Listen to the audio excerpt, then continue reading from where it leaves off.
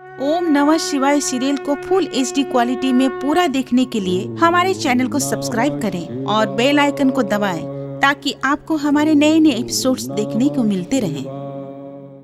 मैं ओंकार हूँ, सत्कर्म करने वालों के लिए मंदिर के घंटे की टंकार हूँ, पापियों का नाश करने वाला, भक्तों का कल्याण करने वाला मैं शिव रूपी आकार हूँ। मैं ओंकार हूँ। इस सृष्टि में समय समय पर तामसिक तत्वों ने असुरों और दैत्यों का रूप धारण कर निर्दोष प्राणियों पर अत्याचार किए हैं। पीड़ित और भयभीत प्राणी सदा ही भोलेनाथ की शरण में आते रहे हैं।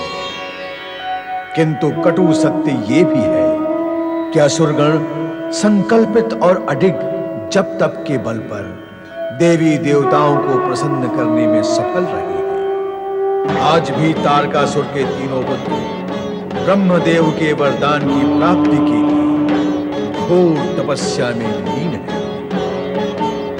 ओम ब्रह्मदेवाय नमः। ओम ब्रह्मदेवाय नमः। ओम ब्रह्मदेवाय नमः। ओम ब्रह्मदेवाय नमः। ओम ब्रह्मदेवाय नमः। ओम ब्रह्मदेवाय नमः। ओम ब्रह्मदेवाय नमः। ओम ब्रह्मदेवाय नमः। ओम ब्रह्मदेवाय नमः। ओम ब्रह्मदेवाय नमः। ओम ब्रह्मदेवाय नमः। हे परमपिता ब्रह्मा जी, वो तीनों तारक पुत्र आपसे वरदान प्राप्त कर उसी प्रकार उत्पात मचाएंगे जिस प्रकार तारकासुर ने मचाया था। वो तीनों तारक पुत्र मानव और देव सभी की शांति भंग कर देंगे। आप उन्हें वरदान न दे परमपिता। इसी में हम सबका हित है परमदेव। नारायण नारायण, आप मौन क्यों है परमपिता?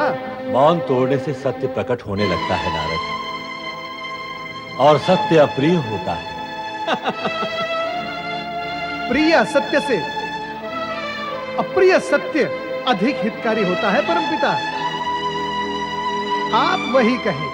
सुनो देवगण, वरदान देना मेरा स्वभाव नहीं, बंधन है। मैं सुर अथवा असुर किसी से नहीं कहता कि वे मेरा तप करें और मेरा वरदान प्राप्त करें। जो भी तप करता है उसका प्रतिदान देने के लिए मैं प्रतिबद्ध हूं। फिर हमारा क्या होगा ब्रह्मदेव? यह तो भविष्य ही बताएगा, परंतु मुझे तुम्हारी स्थिति देखकर आश्चर्य होता है कि असुरगण तप करके वरदान, सामर्थ्य और सफलता प्राप्त करने के लिए यत्नशील हैं, परंतु सुरगण उनके तप से भयभीत और चिंतित होकर अपना आत्मबल खो रहे हैं। वर्तमान बता रहा है कि तुम्हारा और असुरों का भविष्य क्या होगा।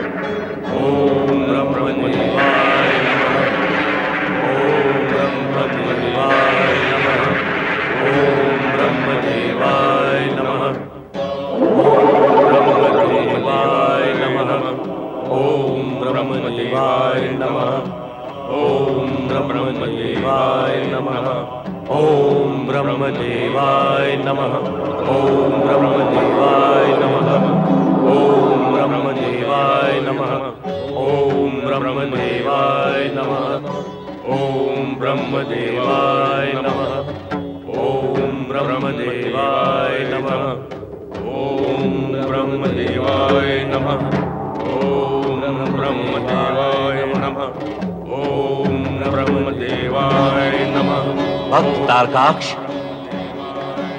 कमलाक्ष, विद्युन्माली, नेत्र खोलो वत्स।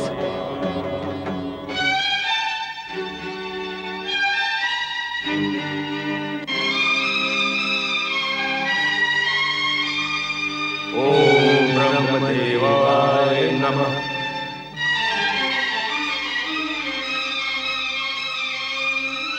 आपके दर्शन पाकर हम धन्य हो गए ब्रह्मदेव। हमारी आराधना पूर्ण हुई, हमारी तपस्या सफल हो गई ब्रह्मदेव। हाँ साधकों, तुम्हारी तपस्या सफल हो गई। मांगो, क्या वरदान मांगना चाहते हैं? अपने पिता तारकासुर की भांति हमें भी अमर होने का वरदान दे ब्रह्मदेव। हाँ, हमें कोई न मार सके, हम अमर हो जाए ब्रह्मदेव। ऐसा वरदान देना विधि विधान में संगत नहीं। अमर होने के वरदान के अतिरिक्त कोई अन्य वर मांगो। भ्राता तारका, कोई दूसरा वरदान शीघ्र ही मांग लीजिए। हाँ भ्राताश्री, कुछ और भी मांग लीजिए। हमें 3 अभेद्य दुर्गों का वरदान दीजिए ब्रह्मदेव। जो स्वर्ण, रजत और लौह से निर्मित हो ब्रह्मदेव, और तीनों पूर्ण आकाश में एक दूसरे के ऊपर स्थित हो ब्रह्मदेव, और देवताओं के लिए अदृश्य हो ब्रह्मदेव। हमारा वध केवल भगवान शिव के हाथों से हो, और तब हो जब अभिजीत मुहूर्त पर पुष्य नक्षत्र में स्वर्णपुर, रजतपुर तथा लोहपुर तीनों एक दूसरे से जुड़े। तथास्तु। मैं शीघ्र ही इन 3 अभेद्य पुरों का निर्माण असुरों के शिल्पी मयासुर से पूर्ण करा दूंगा।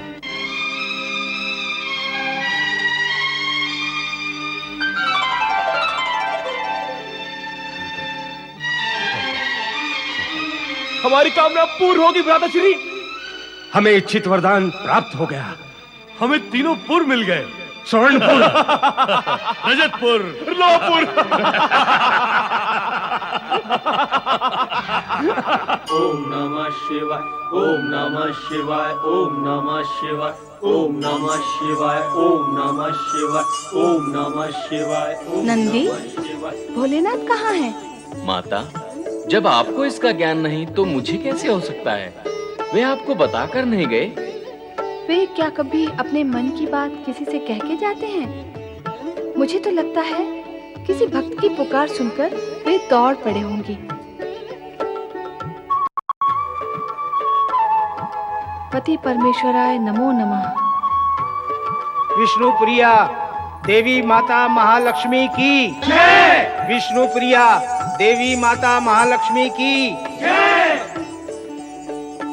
देवी लक्ष्मी, आप यहाँ? क्यों?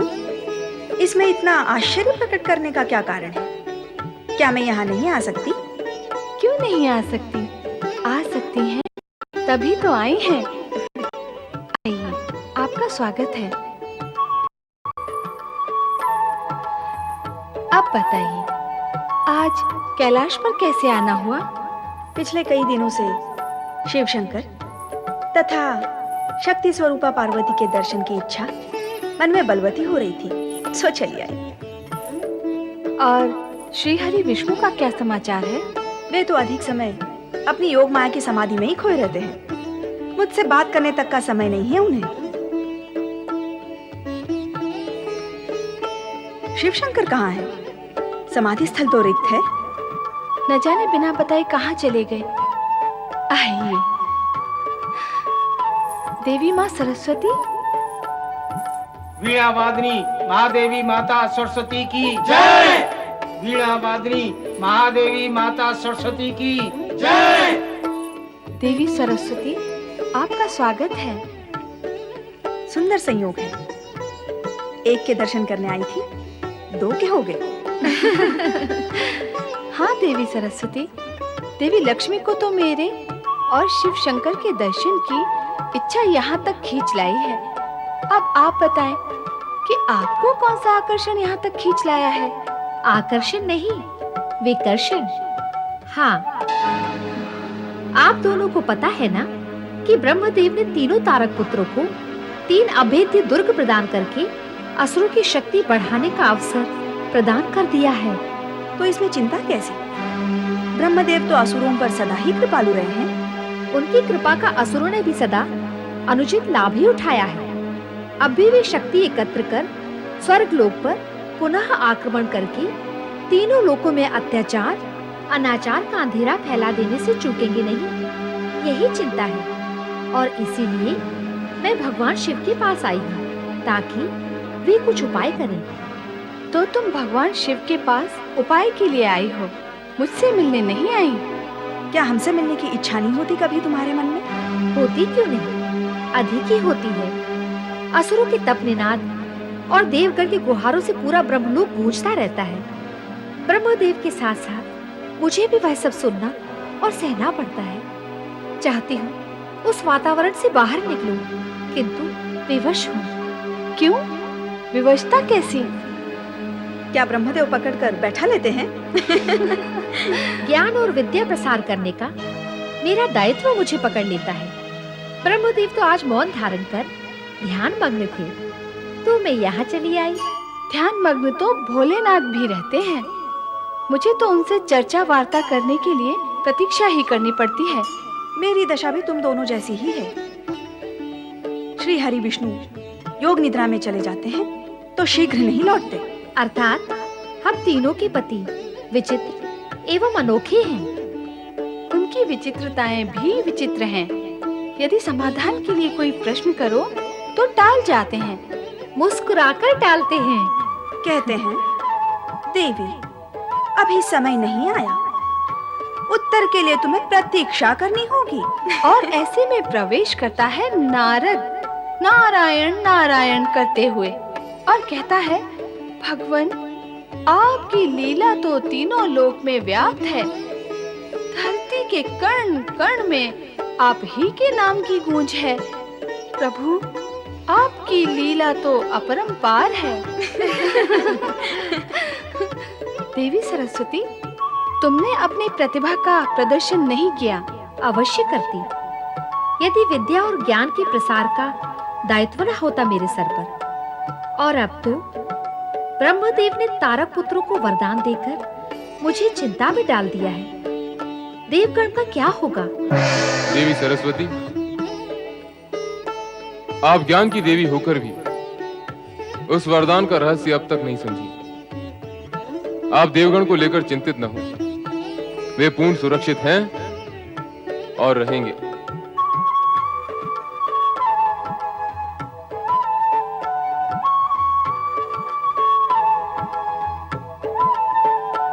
ये क्या? शिव शंकर के दर्शन करते ही चल पड़ी तुम दोनों।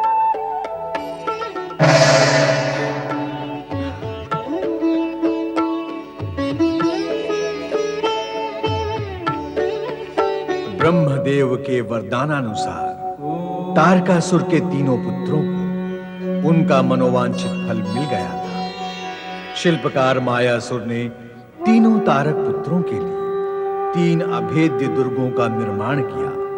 स्वर्णपुर, रजतपुर और लोहपुर, ये तीनों दुर्ग आकाश में एक दूसरे के ऊपर स्थित थे और देवताओं के लिए अदृश्य भी। शिल्पकार मायासुर तारक पुत्रों को त्रिपुर के अवलोकन के लिए आकाश मार्ग द्वारा प्रस्थान करता है।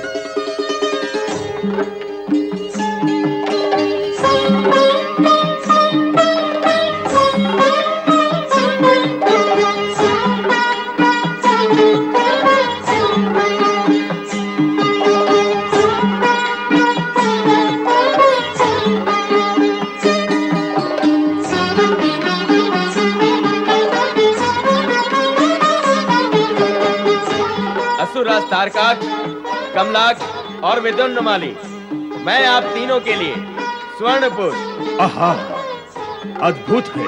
रजतपुर, अनोखा, दृढ़ और ठोस है। और लोहपुर, सुंदर और सुरक्षित भी। इन तीनों पुरों का निर्माण मैंने आप लोगों के लिए किया है। ये तीनों ही अद्भुत दुर्ग हैं और त्रिपुर के नाम से जाने जाएंगे। हाँ शिल्पी मायासुर जी, ये दुर्ग निस्संदेह अद्भुत है। ब्रह्मदेव के वरदान के अनुसार इन तीनों पुरों पर कोई शत्रु आक्रमण नहीं कर सकता। इनके भीतर हम सदा सुरक्षित रहेंगे। पर ब्रह्मदेव ने हमें शिव के हाथों मारे जाने की भविष्यवाणी भी तो की थी। फिर हम सुरक्षित कहाँ रहें? हमें बुद्धि से काम लेकर शिव की आराधना आरंभ कर देनी चाहिए। क्यों? शिव की आराधना हम क्यों करें? ऐसा करने से शिव के मन में हमारे प्रति शत्रु भाव उत्पन्न ही नहीं होगा। हो भी जाए तो शिव हमारा क्या हित कर लेंगे? हम तो यहाँ त्रिपुर में सुरक्षित रहेंगे। हमारा कोई शत्रु यहाँ तक आ ही नहीं सकेगा। मति मारी गई है तुम दोनों की। अभी अभी कह रहे थे कि शिव के हाथों मारे जाने की भविष्यवाणी ब्रह्मदेव ने की है, तो फिर हम सुरक्षित कहाँ रहे? अब स्वयं अपने ही शब्दों का खंडन कर रहे हो। कुछ भी हो, हम शिव की आराधना नहीं करेंगे। हाँ, हम नहीं करेंगे। मैं तुम दोनों से बड़ा हूं, इसलिए हित अहित भी अधिक समझता हूं। मैं तुम्हें जो कहूंगा तुम्हें वही करना होगा। बड़ा भ्राता होने के नाते मैं तुम्हें आज्ञा देता हूं कि तुम्हें मेरे साथ शिव आराधना करनी ही होगी। ज्येष्ठ भ्राता की आज्ञा का उल्लंघन तो नहीं किया जा सकता। हाँ, हम तीनों भाई मिलकर शिव की आराधना करेंगे। शिव आराधना करने से पूर्व अपने अपने पुरों को अवलोकन करने आ गया। महाबली तारकाक्ष, आइए आपको स्वर्णपुर पहुंचा दूं।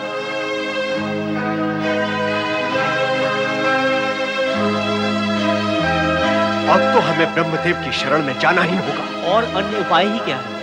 आइए चले।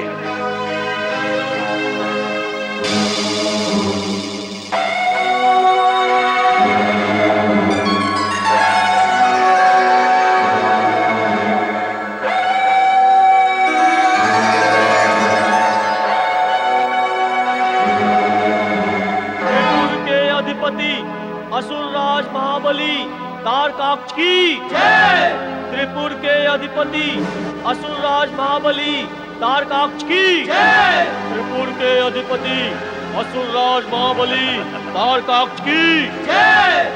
त्रिपुर के अधिपति असुरराज महाबली तारकाक्ष की जय।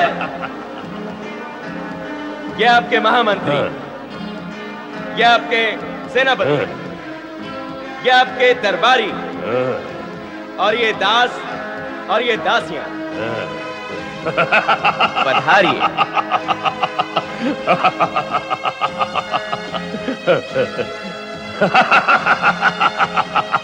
त्रिपुरपति असुरराज महाबली तारकाक्ष की जय। सारे ब्रह्मांड में ये त्रिपुर अनोखा और अद्भुत है। इस स्वर्णपुर में आपके मनोरंजन और सुखमय जीवन की संपूर्ण सुविधाएं उपलब्ध हैं। आप आनंद करें। आपकी शिल्प कला भी अद्भुत तथा अद्वितीय है शिल्पी मायासुर। इस त्रिपुर, स्वर्णपुर, रजतपुर तथा लौहपुर का निर्माण करके आपने हम सबका नाम अमर कर दिया है। धन्य हो शिल्पी मायासुर, धन्य हो।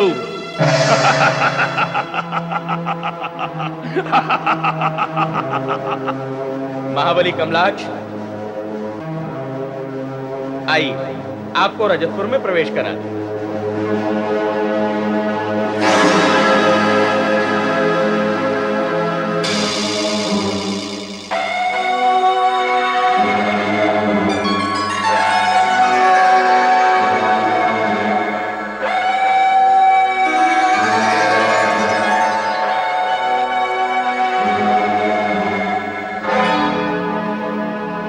रजतपुर अधिपति असुरराज महाबली कमलाक्ष की जय।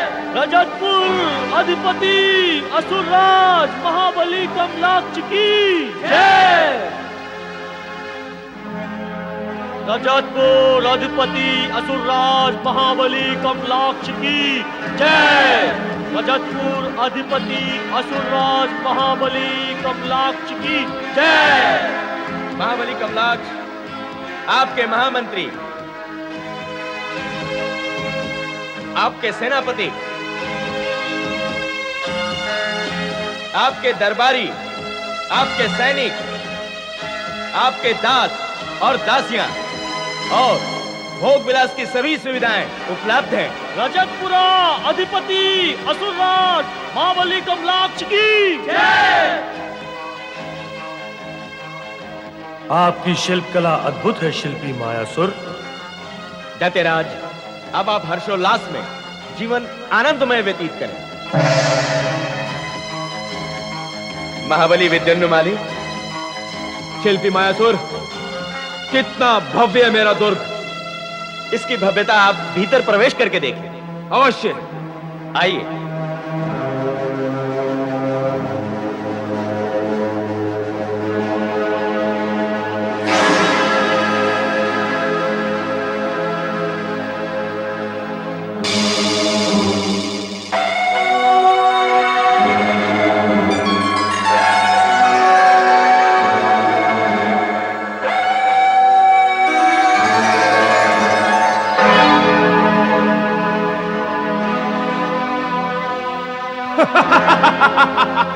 सुंदर, आते ही सुंदर। लोहपुर के असुरराज विद्युन्माली की ये रहे आपके दरबारी, और ये रहे आपकी सेवा के लिए आपके दास और दासियां।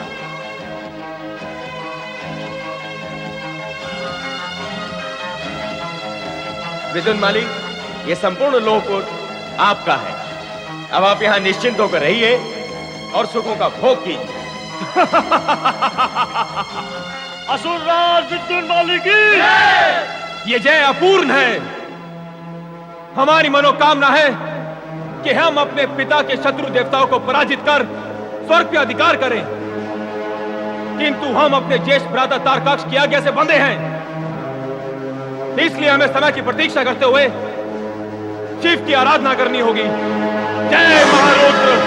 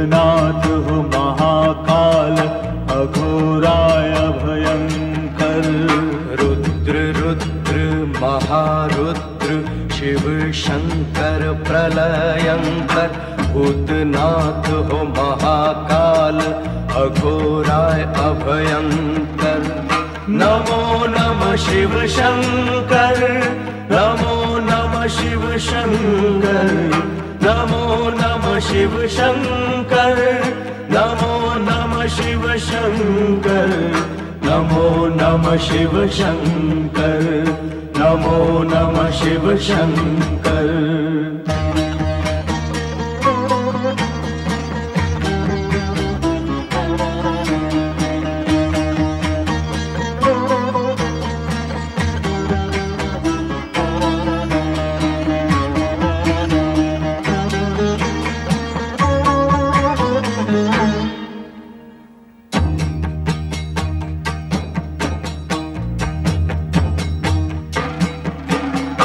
योगी हितकारी हो सबके स्वयंभू परमेश्वर, तुम दिगंबर अगम गोचर दिव्य हो सर्वेश्वर। सत्य तुम हो, नित्य तुम हो, उग्र हो कपालेश्वर। रुद्र रुद्र महारुद्र शिव शंकर प्रलयंकर, भूतनाथ हो महाकाल अघोराय अभयंकर। नमो नमः शिव शंकर, नमो नमः शिव शंकर, नमो नमः शिव शंकर, नमो नमः शिव शंकर।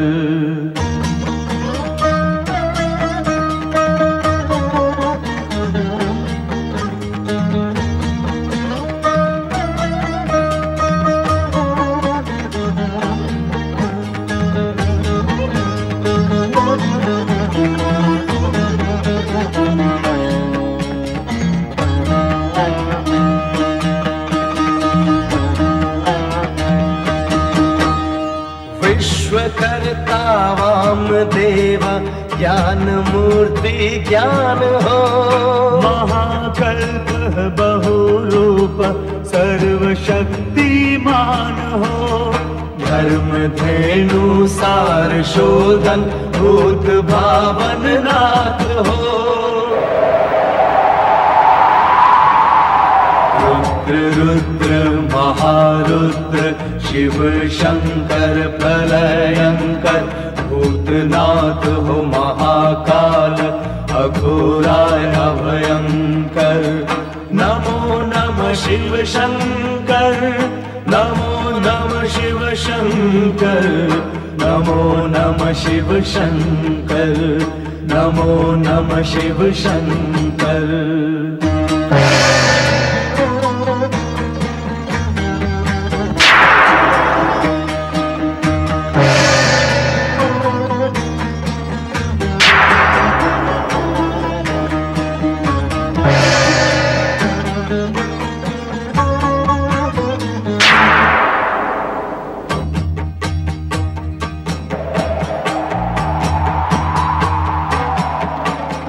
वेदचारी परोपकारी धर्मचारी महतपा।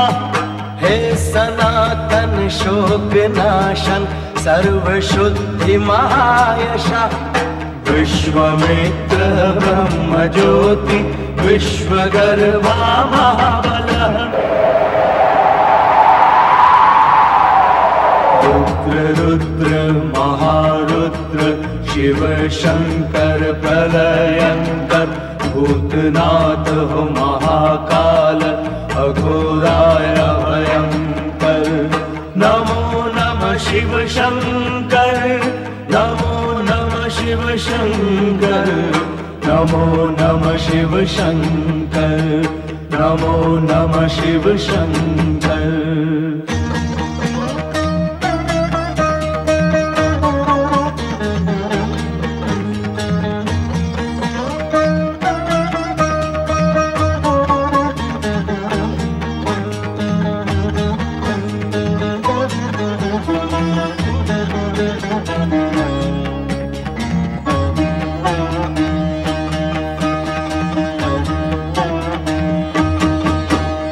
रवि विरोचन सर्व शासन विमल देवाय नमः।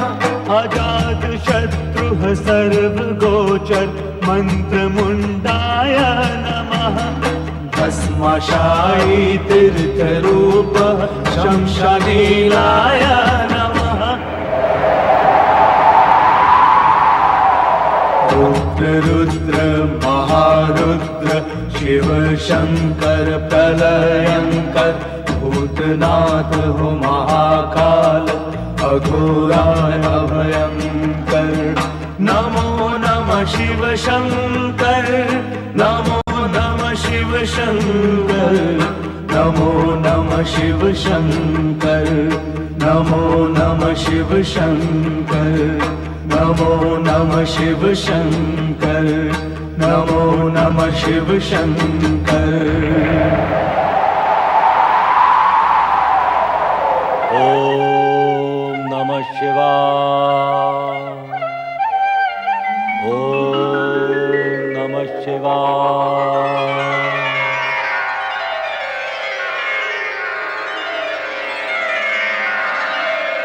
देवी, मैं जानता हूं कि कैलाश जाकर भी तुम्हारी शंकाओं का समाधान नहीं हुआ है, पर मैं भी अपने दिए हुए वरदान के विषय में अनावश्यक चर्चा करना उचित नहीं समझता। मेरे विचार से उत्तम यही होगा कि तुम भविष्य में घटित होने वाली घटनाओं को निरपेक्ष भाव से देखती रहना। माता सरस्वती को प्रणाम, परम पिता ब्रह्मदेव को प्रणाम। सदा सुखी रहो, सदा स्वर्ग के सुख भोगते रहो।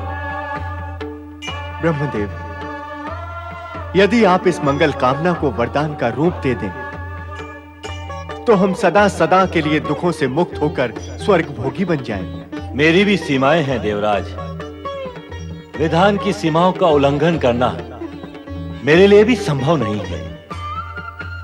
फिर भी यथासंभव मैं तुम्हारा ही हित सोचता हूं। पर इस समय तुम्हारे दुखों का कारण क्या है? आपने जो तारक पुत्रों को वरदान दिए हैं वो ही हमारे दुखों का कारण है। अब वो निरंकुश होकर हमें पीड़ित करेंगे। देवराज, तुम बार बार उनकी निरंकुशता का संबंध अपनी पीड़ा से क्यों जोड़ लेते हो? क्यों भूल जाते हो कि दुख सुख अपने तुच्छ अथवा उच्च विचारों तथा कर्मों का ही परिणाम होता है? ब्रह्मदेव, तारक पुत्रों को दिया गया वरदान पुनः ले लेना न उचित है न संभव, परंतु देवगण की रक्षा का उपाय बताना तो संभव है। कब तक बताता रहूंगा मैं रक्षा का उपाय?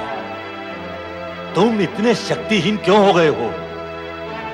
स्वयं अपनी रक्षा नहीं कर सकते? क्षमा करें ब्रह्मदेव, क्षमा करें। हम शक्तिहीन नहीं हुए हैं। सत्य तो यह है कि जिन असुरों से हमारी प्रतिद्वंदिता है उन्हें शक्तिशाली बना दिया जाता है। देवराज, तुम देवगण को शक्तिशाली बनने में कौन बाधा डालता है? असुर अपने तप का फल पाते हैं वरदान के रूप में, और जब जब उन्हें वरदान प्राप्त होता है तब तब तुम देवगण का आत्मबल और नैतिकता क्षीण होने लगती है, और फिर आप लोग भागे चले आते हैं कभी श्री हरि, भोलेनाथ अथवा मेरे पास। क्यों?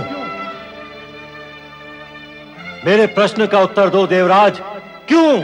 आसुरी शक्तियों से भयभीत होना स्वाभाविक ही है ब्रह्मदेव। क्यों? इसलिए कि वरदानों की शक्ति से संपन्न होकर ये असुर अनाचारी और दुराचारी हो जाते हैं। अनाचारी और दुराचारियों से भयभीत होकर क्या तुम भय को और अधिक शक्तिशाली नहीं बना देते? जिनके पास केवल वरदान शेष बचा है, पर जिनके चरित्र, नैतिकता तथा सात्विकता सब कुछ समाप्त हो चुके हैं, उनसे तुम भयभीत होगे या उन्हें भयभीत करोगे? अरे, अपूर्व भंडार भरा हुआ है तुम्हारे भीतर शक्ति का, किंतु भय के आवरण ने ढक लिया है उन शक्तियों को। हटा दो भय का यह आवरण और अपने भीतर की शक्ति को प्रकट होने दो। जाओ, आत्मबल एकत्रित करो।